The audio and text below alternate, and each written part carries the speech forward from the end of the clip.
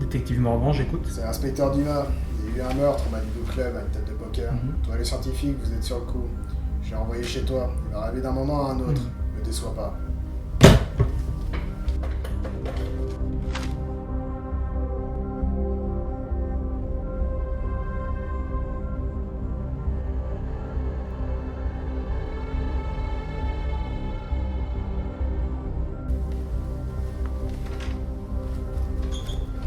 J'ai ramené le matériel.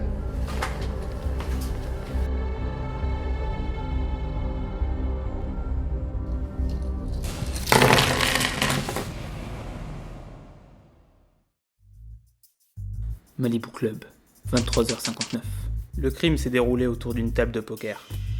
6 joueurs étaient présents ce soir-là, ainsi qu'un croupier. Notre victime était accompagné de sa femme. La partie était déjà bien entamée et les joueurs étaient armés. Au fond de la salle, une autre personne était présente. Le voiturier, qui s'occupait de la récompense, une voiture de luxe. 3 caméras étaient installées autour de la table, pour dissuader ainsi les tricheurs. 1 minute plus tard, la lumière s'est éteinte.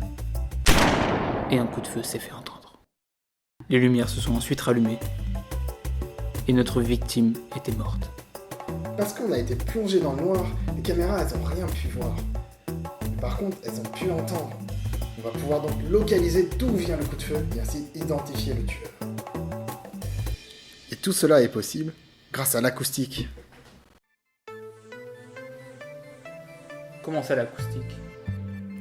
L'acoustique, c'est l'étude des ondes sonores, de leur origine à leur fin. On cherche à observer leur évolution et leur interaction avec le monde qui les entoure. Les ondes sonores, elles sont présentes partout dans notre monde. Enfin presque, sauf dans l'espace. Et nous, les humains, on cherche à les utiliser de plein de manières différentes. Typiquement en communiquant entre nous, par la parole, ou par la musique, ou même par divers sons.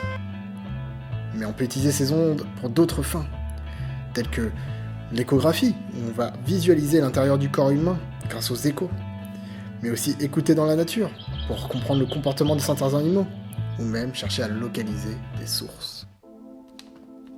Continuez, mon cher. Je vous écoute. Une onde sonore, elle a une origine. Elle est toujours créée par quelque chose ou quelqu'un. La plupart du temps, cette onde sonore, elle est sous forme de sphère. Elle va partir de l'origine, et elle va grandir, et rentrer en contact avec son environnement, et interagir avec celui-ci. Nous, nos oreilles et les micros, elles vont capter cette onde, et on va comprendre ce qui se passe. Mais ce qui est intéressant, c'est que le son se déplace à une vitesse constante. Dans l'air, c'est 340 mètres par seconde.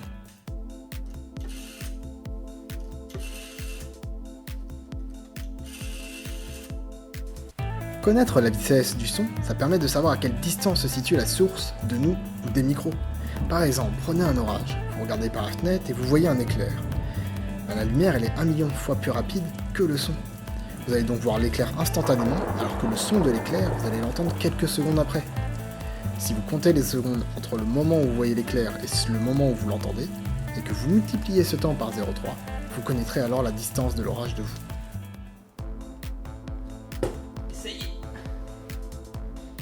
Bref, continuons. Revenons maintenant à notre meurtre, et à ce fameux coup de feu. Cette fois, on ne voit pas le coup de feu, mais on a le son de nos 3 caméras.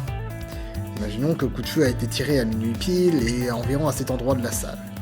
Maintenant, on va compter le temps que l'onde arrive au micro le plus proche. Ce temps, on le convertit en distance, et comme on ne sait pas la direction du coup de feu, je rappelle qu'on est aveugle, on trace un cercle autour du micro, avec pour rayon la distance. On répète ensuite ce procédé pour les 2 autres micros, et vous voyez qu'on obtient un triangle.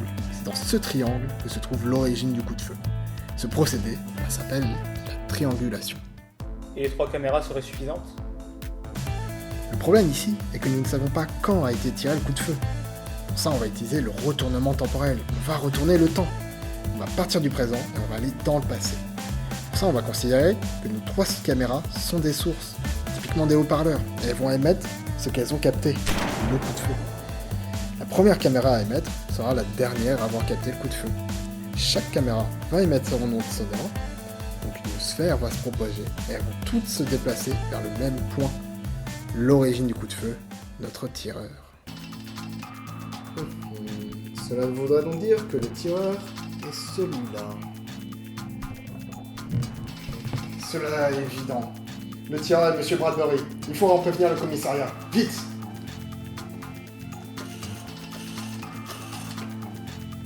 Ici le détective Morvan. Passez-moi l'inspecteur Dumas. Oui, nous avons découvert qui est le tireur. Oui, c'est ça, au Malibu Club. Ok, très bien. C'est un meurtre au couteau.